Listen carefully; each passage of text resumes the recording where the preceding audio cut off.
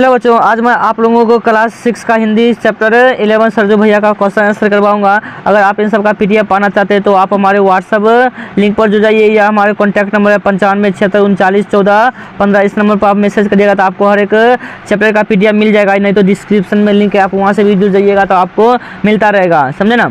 आइए आप इसका क्वेश्चन आंसर करके देख लेते हैं। क्वेश्चन आंसर सरजू भैया का क्या कहता है।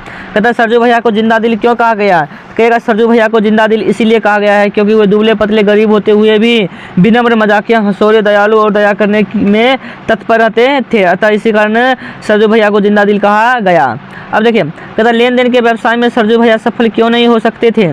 कहेगा कि लेन देन के व्यवसाय में सरजू भैया इसीलिए सफल नहीं हो सकते थे क्योंकि उनमें विनम्रता, करुणा, दया की भावना थी। सरजू भैया के सामने कोई अगर दुख दर्द व्यक्त करता तो सरजू भैया मूलधन भी छोड़ देते थे, अतः इसी कारण से सरजू भैया लेन देन के व्यवसाय में सफल नहीं हो सकते थे। अब आइए 3 नंबर क्वेश्चन देखते हैं। कहता कि चतुर, फुर्तीले और कामकाजू आदमी होते हुए भी सरजू भैया सुखी संपन्न क्यों नहीं रह सके। तो आप कहेगा सरजू भैया चतुर, फुर्तीले और कामकाजू आदमी होते हुए भी सुखी नहीं रह सके क्योंकि सरजू भैया को दूसरे के काम से फुर्सत नहीं मिलता था। और किसी के घर में कोई बीमार पड़ा तो वैद्य या डॉक्टर को कौन बुलाने जाएगा। तो सरजू भैया बुलाने का कार्य करता था। और बाजार से सौदा लाना है तो कौन लाता था, सरजू भैया लाता था। किसी संबंधी की खोज खबर लेनी है तो कौन लेता है, सरजू भैया लेता था। अतः इसी कारण सरजू भैया सुखी संपन्न नहीं रह सके। अब आइए आगे भी देख लेते। कहता किसी को कोर्ट का काम है तो कौन करेगा, सरजू भैया करेगा। किसी को सरजू भैया गांव भर के बोझ सिर पर लेकर अपने खेत घर को मटिया मेट कर दिया। भला ऐसे लोग कैसे सुखी संपन्न रह सकते हैं। अतः इसी कारण सरजू भैया सुखी संपन्न नहीं हो सके।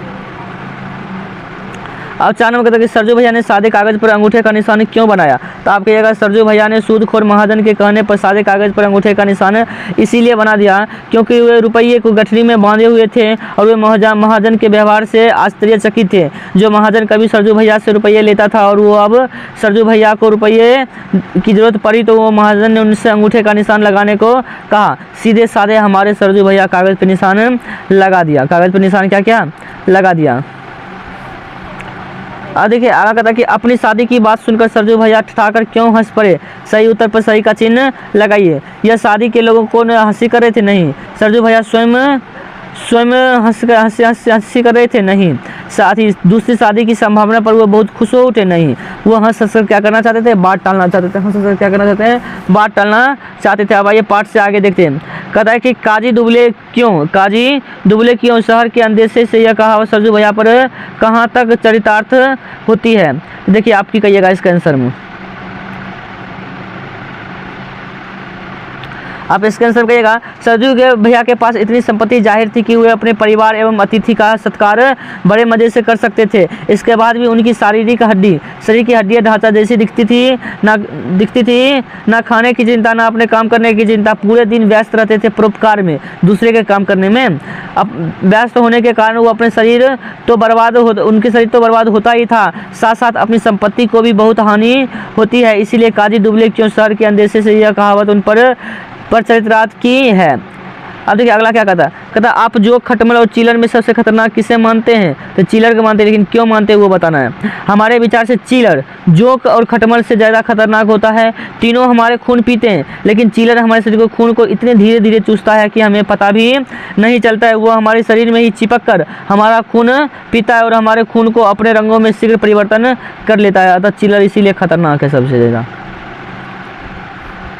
अब देखिए 3 नंबर कहते हैं सरजू भैया की दिनचर्या से आप कहाँ तक सहमत हैं। तो आप कहेंगे सरजू भैया की दिनचर्या से हम बिल्कुल सहमत नहीं है क्योंकि उनकी कोई दिनचर्या ही नहीं है। दिन रात जो दूसरों के कामकाज में यथावत स्वयं को सुखा ले तथा अपनी संपत्ति को भी हानि पहुंचाए, ऐसे व्यक्ति की दिनचर्या कभी भी कोई व्यक्ति सहमत नहीं हो सकता है। मतलब कि ऐसा व्यक्ति जो दूसरों को ही हमेशा मदद करते रहा दिन रात और अपनी संपत्ति को गंवा ले, अपना शरीर गंवा ले, उसके दिनचर्या से हम सहमत कभी नहीं रह सकते। कोई भी नहीं रह सकता है, देश का कोई भी व्यक्ति, समझे। अब कहता है कि सरजू भैया की सेवा सदन का दरवाजा हमेशा खुला रहता है। इस कथन का क्या तात्पर्य है।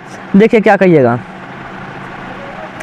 कहिएगा सरजू भैया की सेवा सदन का दरवाजा हमेशा खुला रहने का तात्पर्य है कि जब भी चाहे दिन हो या रात, सर्दी हो या बरसात, चिलचिलाती धूप हो या अधरतिया रात हो, तुरंत सरजू भैया तुरंत तैयार हो जाते थे गांव वालों के लिए। डॉक्टर बुलाना, बाजार से सामान लाना या किसी व्यक्ति का दूसरे गांव से समाचार लाना, सब काम बिना खाए पिए सदैव करते रहते थे, अर्थात दूसरों की सेवा के लिए सदैव तत्पर रहते थे। दूसरों की सेवा के लिए सदैव क्या रहते थे? तत्पर रहते थे। अब ये व्याकरण देख लेते, समझे। कहता कि यदि आपको वाक्यों में निम्नलिखित विशेषता को त्रुटिपूर्ण होती है तो इसे याद रखें। अब याद रखने वाला क्या है, देखिए याद क्या रखिएगा। कहता है कि कैसा, कितना, कितना, किसका, कहाँ, कब आदि प्रश्न जो मिलते हैं विशेषण होते हैं। जैसे बेर कैसा है, तो बेर पका हो सकता है, खट्टा हो सकता है, मीठा हो सकता है, बड़ा हो सकता है, छोटा हो सकता है इत्यादि। लीची कैसी है, बड़ी, मीठी, रसीली, उपलब्ध, मतलब कि रसीली उपलब्ध है। उसने कितने आम खाए, 1, 2, 10, 20 खा सकते हैं। तुम कितने दूध लिया, 1 गिलास, 2 गिलास, आधा लीटर। ये सब क्या है? विशेषण। यह घोड़ा किसका है, तो राम का हो सकता है, मेरा हो सकता है, मेरा हो सकता है, तेरा हो सकता है। ये खिलौने कहाँ का है, चीन का हो सकता है, जापान का हो सकता है, समझे ना, और भी देश का हो सकता है। यह मंदिर कब का बना है, यह मंदिर कब का बना है, तो राजा मंजात अथी की लिखा है, राजा मान सिंह के समय या मुगल शासक के अस्तित्व के समय। अब देखिए, कहता कि उपयुक्त नियमों को ध्यान में रखकर सरजू भैया नामक पाठ की 10 विशेषण को चुनिए। 10 विशेषण आप लोग सुनिएगा, समझे। जैसे हम 1-2 बता देते हैं। जैसे छोटा सा आंगन, सौभाग्यशाली मालिक, प्रथम संतान, बड़ा भाई, छोटा भाई, दुबले आदमी, बड़ी बड़ी बाहें, नाक, बाहें ऊंचे और मनहूस आदमी, समझे।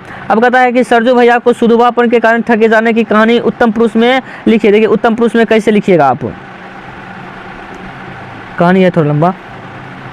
कहता मान लीजिए कि मैं लेखक हूँ, अब उत्तम पुरुष मैं हो गया हूँ। सरजू भैया को सुदूभापन के कारण धोखे जाने की कहानियाँ लिखी जा सकती है। मैं एक बार किसी ज़रूरत में सरजू भैया से कुछ रुपए लिए, मेरा काम बन गया, रुपए खर्च हो गए, लेकिन अभी तक मैंने सरजू भैया को पैसे वापस नहीं किया, क्योंकि मैंने समझा सरजू भैया को जब ज़रूरत होगी तब क्या करेंगे, वो पैसे हमसे मांग लेंगे, लेकिन उन्हें कभी मांगा ही नहीं और मैंने कभी उन्हें रुपया चुकाने का प्रयास ही नहीं किया, जबकि वे दूसरे से सूद पर रुपये लेते हैं, लेकिन हमसे कभी नहीं मांगा। मुझसे यही नहीं बल्कि गांव के किसी व्यक्ति से मांगना उनके नियम के खिलाफ था, समझे। अब ये कहानी लिख सकते उत्तम पुरुष के रूप में आप अपने करके। अगर आप हमारे चैनल पर पहली बार आए हैं तो वीडियो अच्छा लगा तो चैनल को सब्सक्राइब करिए और कमेंट करके हमको जरूर बताइए कि ये वीडियो कैसे लगे, समझे। थैंक्स फॉर वॉचिंग, वीडियो देखने के लिए धन्यवाद।